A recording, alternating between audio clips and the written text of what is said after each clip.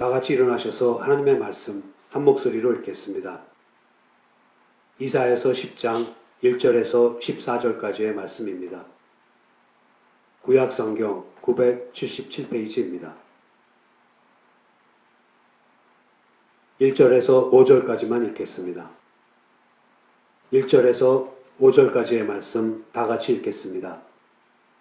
불의한 법령을 발포하며 불의한 말을 기록하며 빈핍한 자를 불공평하게 판결하여 내 백성의 가련한 자의 권리를 박탈하며 과부에게 토색하고 고아의 것을 약탈하는 자는 화 있을진저. 너희에게 벌하시는 날에와 멀리서 오는 환난 때에 너희가 어떻게 하려느냐. 누구에게로 도망하여 도움을 구하겠으며 너희 영화를 어느 곳에 두렸느냐. 포로된 자의 아래에 굽으리며 죽임을 당한 자의 아래에 엎드러질 따름이니라.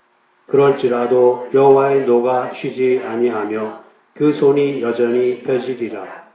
화 있을진저 아수르 사람이여 그는 나의 진노의 막대기요 그 손의 몽둥이는 나의 분함이라. 아멘.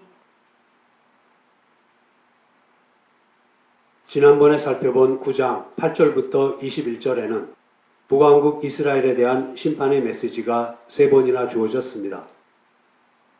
이어서 나오는 10장 1절에서 4절은 남왕국 유다에 대한 심판의 메시지입니다. 9장의 마지막 절인 21절에서 이사야 선지는 므낫세가 에브라임을 치고 에브라임이 므낫세를 칠 것이며 그 두 지파가 합세하여 유다를 칠 것이다.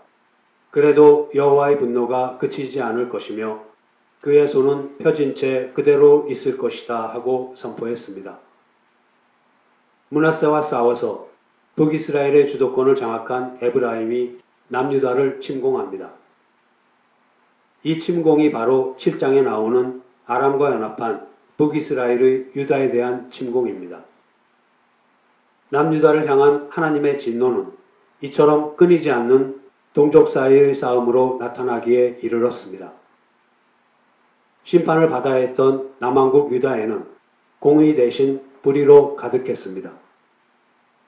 지도자들은 악법을 만들어내고 부정한 판결을 내리며 가난한 자의 권리를 무시하여 정당한 재판을 받을 수 없게 하며 과부나 고아의 소유물을 강제로 빼앗았습니다.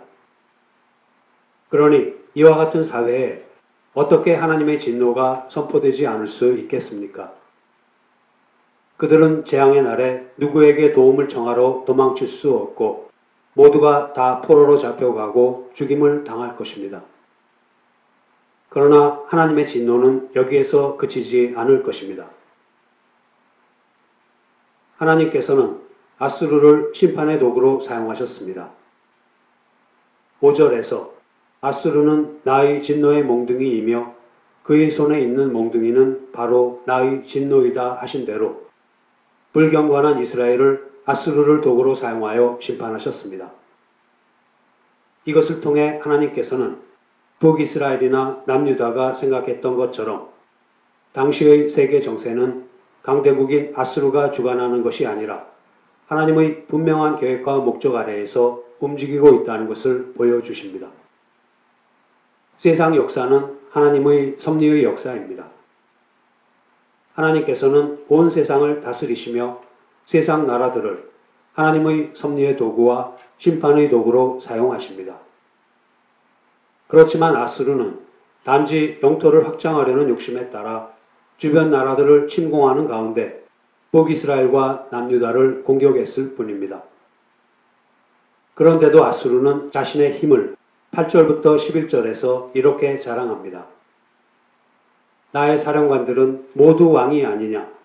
나는 이미 갈로와 갈그미스, 하막과 아르밧, 그리고 사마리아와 다마스커스를 정복하였다. 내 손길이 신상을 섬기는 나라에 이미 뻗쳤으며 그 신상들은 예루살렘과 사마리아 신상들보다 월등하게 낫다. 내가 사마리아와 그 신상들을 파괴했는데 예루살렘과 그 신상들은 파괴하지 못하겠느냐.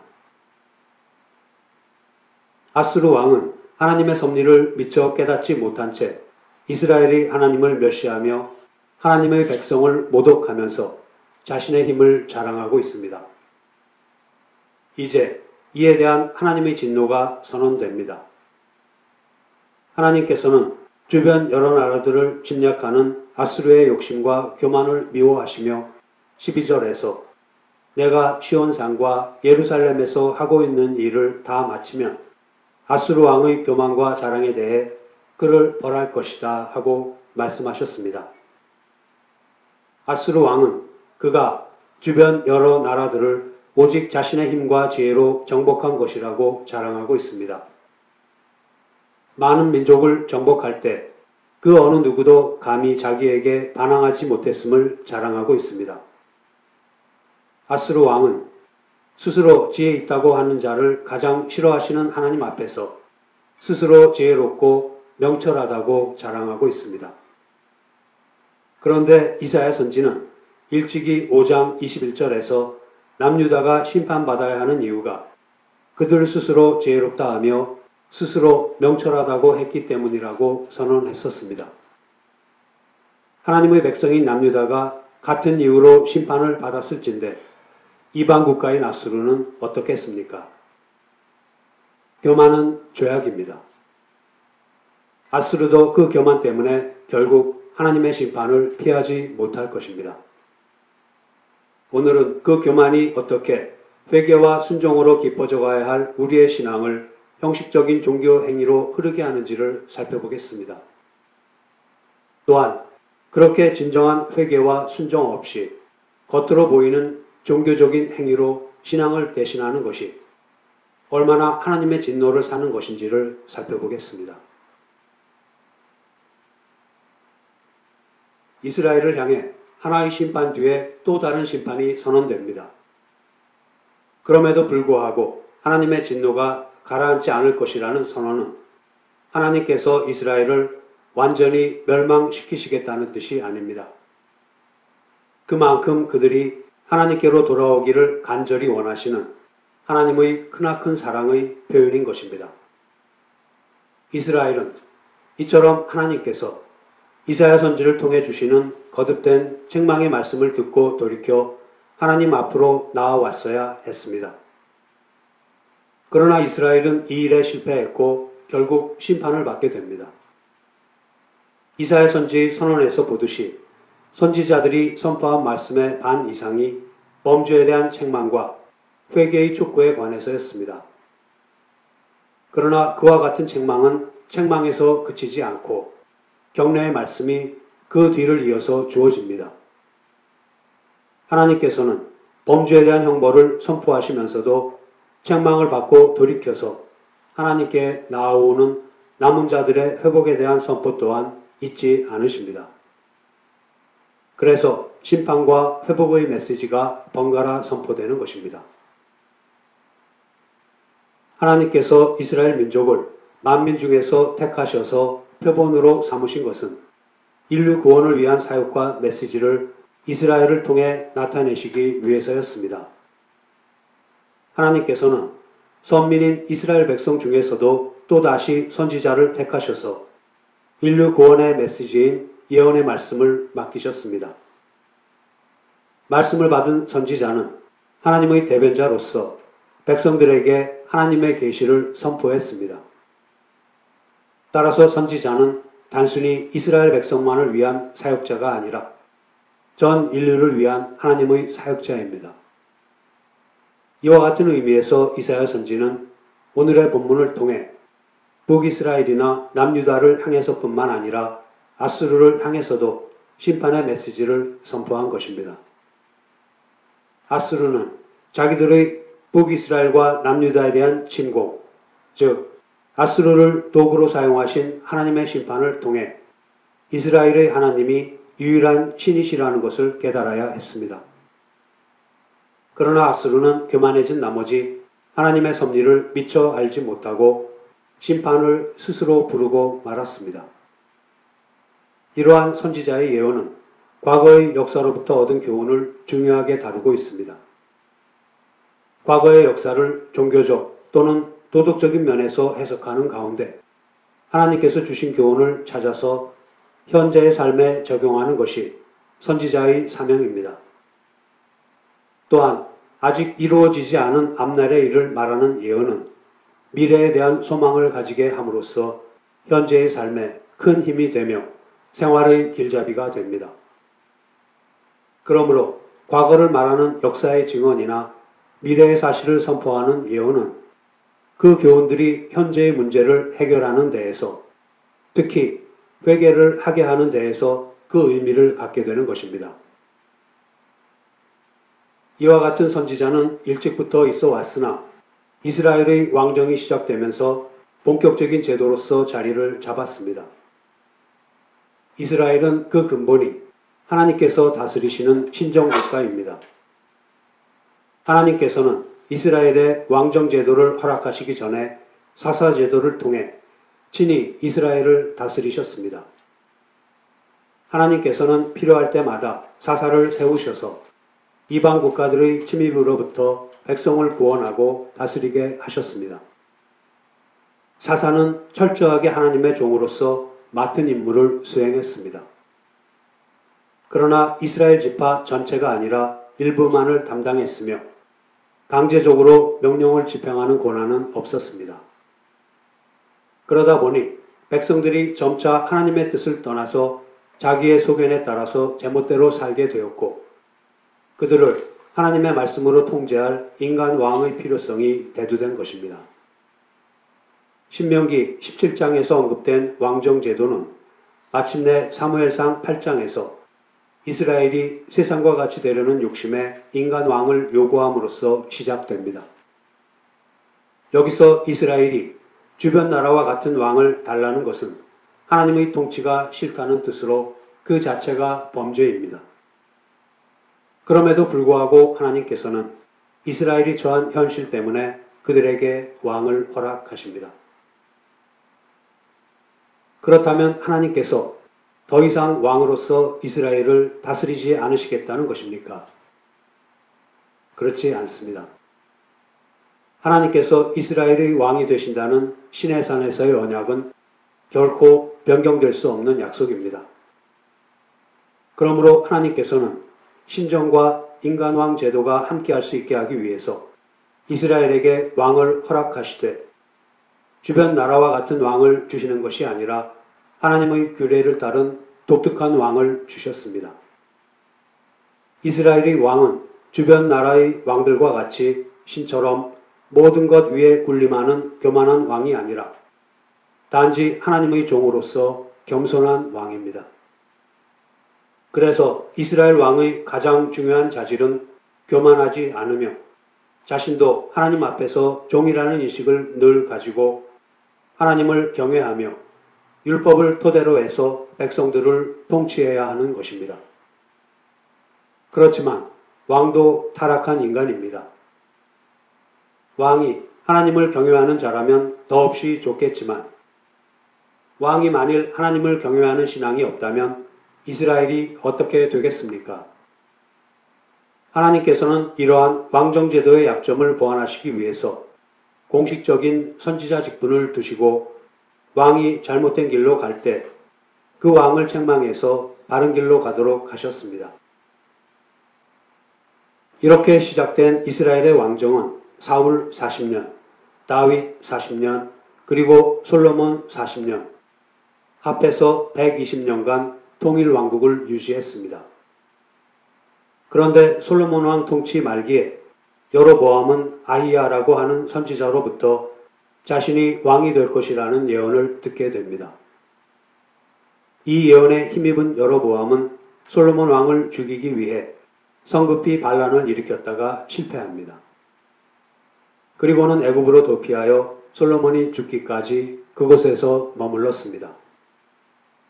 이후 솔로몬의 뒤를 이어서 왕위에 오른 르호보암은 백성들에게 가혹한 노역을 강요했습니다. 이에 반발해서 백성들 12지파 중에서 10지파는 여로보암을 초대왕으로 추대하여 북왕국 이스라엘을 세웠습니다. 그가 바로 여로보암 1세입니다. 이로써 통일왕국 이스라엘은 북왕국 이스라엘과 남왕국 유다로 갈라지게 됩니다. 북왕국 이스라엘은 초대 왕인 여로보암 1세로부터 마지막 왕인 호세아까지 9왕조의 19명의 왕들에 의해 약 208년 동안 계속되었습니다. 북이스라엘은 따뜻하고 물이 많아서 곡식, 포도, 그리고 올리브 등이 잘 되었습니다. 나라 초기부터 단과 베델에 둔 금송아지를 망할 때까지 섬길 만큼 하나님 보시기에 북왕국의 왕들은 모두 악했습니다. 그 중에서도 아합이 가장 악한 왕이었으며 오므리 또한 그에 못지 않았습니다. 많은 왕이 역성혁명인 쿠데타에 의해 왕위에 올랐으며 아무도 회개하지 않았습니다. 수도는 처음에는 디르사에 있었으나 오므리가 사마리아로 옮긴 후에는 망할 때까지 사마리아가 수도가 되었습니다. 북이스라엘은 마침내 주전 722년 아수르에게 멸망을 당하고 맙니다. 아수르는 북이스라엘을 정복한 뒤에 두 차례에 걸쳐서 북이스라엘 백성을 포로로 잡아가고 수도였던 사마리아의 이름을 따라 옛 북왕국 이스라엘 땅에 사마리아라고 부르는 지방 영토를 세웠습니다. 그때부터 이 지역에 살았던 혼혈 주민들을 가리켜 사마리아 사람이라고 합니다. 혼혈 주민들은 아수르에 의해 북이스라엘로 이주해온 이방인들이 남아있던 북이스라엘 사람들과 섞이면서 생기게 된 것입니다.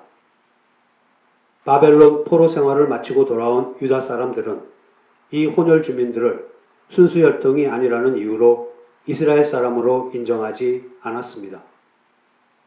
그리고 성전을 다시 지을 때에도 이들의 도움을 받으려고 하지 않았습니다.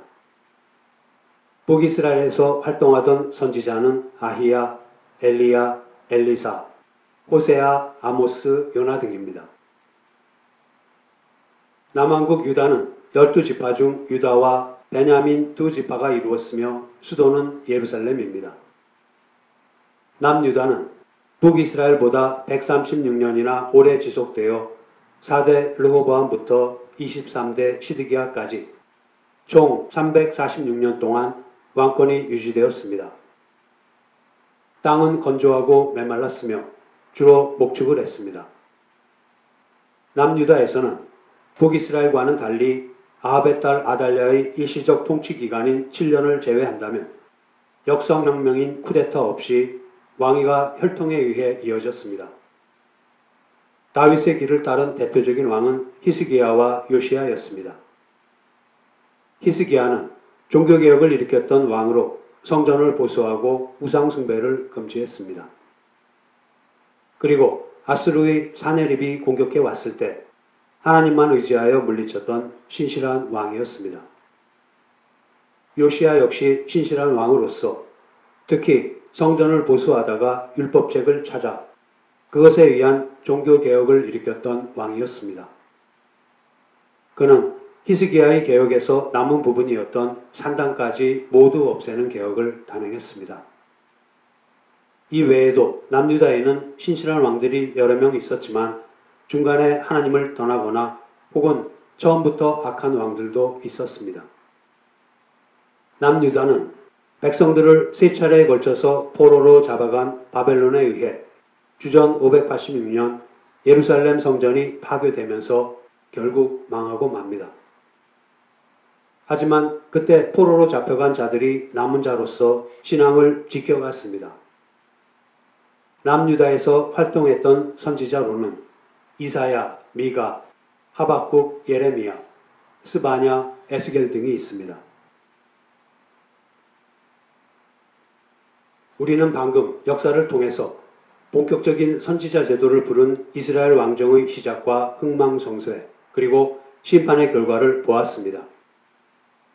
폐역한 북이스라엘에게 여러 선지자들이 수많은 책망의 메시지를 선포했지만 점점 더 완악해지기만 했던 북이스라엘은 결국 아수르에게 망하고 다시는 왕국을 회복하지 못했습니다. 그러면 남왕국 유다는 어떠했습니까? 남유다의 불순종도 북이스라엘에 못지 않았습니다. 남유다는 북이스라엘의 멸망을 자신의 두 눈으로 분명하게 목격하기까지 했습니다. 그렇다면 그들은 북이스라엘의 실패를 거울 삼아 마땅히 회개하고 하나님께로 돌아와야 했습니다. 북이스라엘이 망하고 나서 유다가 망할 때까지 136년은 결코 짧은 시간이 아니었습니다. 그럼에도 불구하고 남유다는 북이스라엘의 실패를 그 내용과 형태 면에서 그대로 반복하고 말았던 것입니다. 9장에서 북이스라엘에 대한 세 번의 책망이 주어지고 이어서 오늘의 본문이 있는 10장 서두에서 남유다에 대한 책망이 주어졌는데도 돌이키지 않을 만큼 그들은 어리석고 완악했습니다. 이 사실은 우리에게 인간의 죄성이 얼마나 심각하며 하나님의 은혜가 아니고는 어찌해 볼 수 없을 정도로 얼마나 강력한 것인가를 보여줍니다. 이스라엘은 그들의 왕정 제도가 하나님께서 다스리시는 신정을 기초로 하는 제도였음을 잊지 말아야 했습니다. 신명기 17장 14절에서 16절 말씀을 함께 찾아보시겠습니다. 구약 성경 289페이지입니다. 신명기 17장 14절에서 16절 말씀을 다 같이 읽겠습니다. 네가 네 하나님 여호와께서 네게 주시는 땅에 이르러서 그 땅을 얻어 거할 때에 만일 우리도 우리 주위의 열국같이 우리 위에 왕을 세우리라는 뜻이 나거든 반드시 네 하나님 여호와의 택하신 자를 내 위에 왕으로 세울 것이며 내 위에 왕을 세우려면 내 형제 중에서 한 사람으로 할 것이요 내 형제 아닌 타국인을 내 위에 세우지 말 것이며 왕된 자는 말을 많이 두지 말 것이요 말을 많이 얻으려고 그 백성을 애굽으로 돌아가게 말 것이니 이는 여호와께서 너희에게 이루시기를 너희가 이후에는 그 길로 다시 돌아가지 말 것이라 하셨음이며 아멘.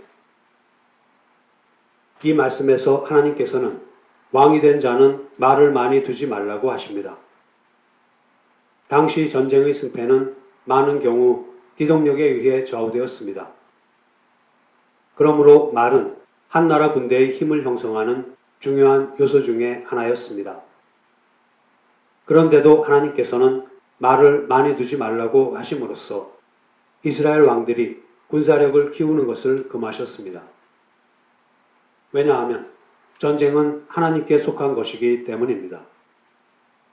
왕정제도 아래에 있는 이스라엘이 강대국이 되는 것은 군사력이나 경제력에 달려있지 않았습니다. 그 전과 조금도 다름이 없이 백성을 대표하는 왕이 하나님을 경외하는 신앙을 가지고 있느냐 하는 것이 열쇠였습니다. 그러므로 왕정제도가 생긴 후에도 전쟁은 군사력으로 싸우는 것이 아니라 하나님께서 그들과 함께 하시며 구원이 전적으로 하나님께 달려있다는 믿음과 순종으로 싸워야 했습니다. 그렇게 할 때에 하나님께서는 이스라엘로 하여금 반드시 승리하게 하셨던 것입니다. 지난번에 잠시 살펴보았던 이스라엘과 아말렉의 전쟁이 그 좋은 예 중에 하나입니다. 애굽에서 나온 이스라엘 백성이 신광야를 지나 르비딤이라는 곳에 이르렀을 때 아말렉 족속이 쳐들어와서 전쟁이 일어났습니다. 아말렉 족속은 에서의 후손으로서 시나이 반도에서 도적대처럼 살던 족속입니다. 르비딤에서 이스라엘과 아말렉의 전쟁이 벌어지자 모세가 여호수아에게 백성을 이끌고 전투를 하라고 명령하고 자신은 아론과 훌을 데리고 산꼭대기에 올라갔습니다. 이스라엘과 아말렉이 종일 싸우는데 이스라엘이 싸움에서 이기는 결정적인 요인은 병기나 병법에 있는 것이 아니라 모세의 두 손이었습니다. 모세가 두 손을 하늘을 향해 들면 이스라엘이 아말렉을 이기고 손을 내리면 아말렉이 이스라엘을 이겼습니다. 모세가 두 손을 드는 것은 전쟁의 승패가 하나님께 달려있다는 것을 알고 하나님께 전적으로 의지하는 모습입니다. 또한 다윗은 골리앗과 싸울 때 이렇게 말했습니다. 사무엘상 17장 47절 말씀을 함께 찾아보시겠습니다. 구약성경 438페이지입니다. 사무엘상 17장 47절 말씀을 다 같이 읽겠습니다. 또 여호와의 구원하심이 칼과 창에 있지 아니함을 이 무리로 알게 하리라. 전쟁은 여호와께 속한 것인즉 그가 너희를 우리 손에 붙이시리라. 아멘. 소년 다윗은 거인 골리앗을 물맷돌 하나로 쓰러뜨리고 나라를 구함으로써 여호와의 구원하심이 칼과 창에 있지 않다는 것을 확실하게 보여주었습니다. 성경은 이처럼 전쟁의 승패가 무기나 전략의 우수함에 달려있는 것이 아니라 하나님의 뜻에 달려있다고 말합니다. 하나님이 누구 편을 드시느냐에 달려있기 때문에 전쟁은 하나님께 속해 있다고 말할 수 있는 것입니다. 그러므로 이스라엘이 전쟁에서 승리하기 위해서는 먼저 하나님을 경외하고 순종하며 신뢰해야 했습니다. 그런데도 이스라엘은 전쟁에서 승리하기 위해서 군사력을 키우고 그것도 모자라서 강대국들을 의지하는 등 하나님을 떠나 살면서 온갖 교만을 다 떨었다는 것이 문제였습니다. 그런데 정작 심각한 것은 하나님의 이름으로 무엇인가를 한다고 하면서도 그것이 올바른 신앙으로 뒷받침되지 않는다는 것입니다. 다시 말하면 진정한 순종 없이 종교적인 형식만을 갖추는 것입니다.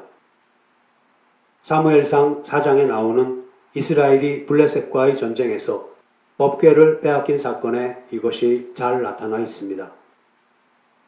이스라엘은 여호수아가 죽은 후에 가나안 족속들을 다 몰아내지 못하였고 결국 하나님을 떠나 가나안 종교와 타락한 문화를 받아들였습니다. 자연히 이스라엘은 사사시대 내내 영적인 힘을 점차 잃어갔습니다. 얼마간의 세월이 흘러서 엘리가 제사장 겸 사사로 있었던 때가 왔는데 그 때가 이스라엘 역사 가운데 가장 어두운 시대 중의 하나였습니다. 엘리의 두 아들인 홈리와 비나스의 타락은 이루 말할 수 없을 정도였습니다. 엘리의 두 아들은 여호와를 알지 못했고 여호와께 드려진 제물을 마음대로 탈취했으며 성전에서 시중드는 여인들과 간음을 했습니다. 아버지의 공고에도 두 아들은 악을 행하는 것을 그치지 않았습니다. 이와 같은 제사장 집안의 타락은 당시 이스라엘이 얼마나 영적으로 어두운 가운데에 있었는가를 말해줍니다. 하나님께서는 블레셋을 들어서 이처럼 타락한 이스라엘을 치게 하셨습니다. 이스라엘은 블레셋에게 크게 패하고 맙니다. 이스라엘 백성이 블레셋 군대와 싸워 4,000명이 죽고 패한 것은 그들의 신앙이 바로 서 있지 못했기 때문입니다. 이스라엘의 전쟁은 언제나 군사력에 의한 싸움이 아니라 하나님께서 그들과 함께 하시며 구원이 전적으로 하나님께 달려있다는 믿음과 순종의 싸움이었습니다. 그것은 이스라엘의 전쟁의 승패가 전투력에 달린 것이 아니라 이스라엘과 하나님과의 관계가 바른가 여부에 달려 있다는 것입니다. 이스라엘이 출애굽하여 가나안 정복 전쟁을 수행하는 동안 모든 전쟁은 하나님이 그들을 대신하여 싸우심으로 승리할 수 있었습니다. 그러나 그들이 범죄하여 하나님께서 그들을 떠나셨을 때에는 이스라엘은 패배할 수밖에 없었습니다. 이스라엘이 블레셋 군대에게 패했을 때에 이스라엘 지도자들은 여호수아 때처럼 하나님 앞에 나아가서 자기들이 왜 패했는지에 대해 물어야 했습니다. 그들은 마땅히 자기들의 죄를 깨닫고 하나님 앞에 회개함으로써 문제를 해결해야 했습니다. 그런데 이스라엘 지도자들은 여호와께서 자기들을 블레셋 군대에게 패하게 하신 것을 인정하면서도 그 이유에 대해서는 잘못 알고 있었습니다. 그들은 패전의 이유가 자기들의 범죄 때문이라는 데에 생각이 미치지 못했습니다. 그래서 회개를 통해 백성들의 마음을 여호와께로 돌이키는 대신 여호와의 법궤를 앞세워 전쟁터에 나가기로 결정했던 것입니다. 그들은 법궤만 전쟁터에 가져오면 승리할 것이라고 생각했습니다. 그들은 이스라엘의 조상들이 가나안을 정복할 때 법궤를 앞세워 대적을 물리쳤던 그 역사를 떠올렸던 것입니다. 이스라엘 백성은 법궤를 가져오면 당연히 여호와께서 법궤와 함께 오셔서 대적을 무찔러 줄 것으로 믿었습니다. 당시의 이스라엘은 하나님을 수호신 정도로만 생각했던 것입니다. 이방인들 또한 이러한 수호신 개념을 가지고 있었습니다. 그래서 이스라엘이 여호와의 법궤를 전쟁터에 가져왔을 때 블레셋 군인들도 두려워했던 것입니다.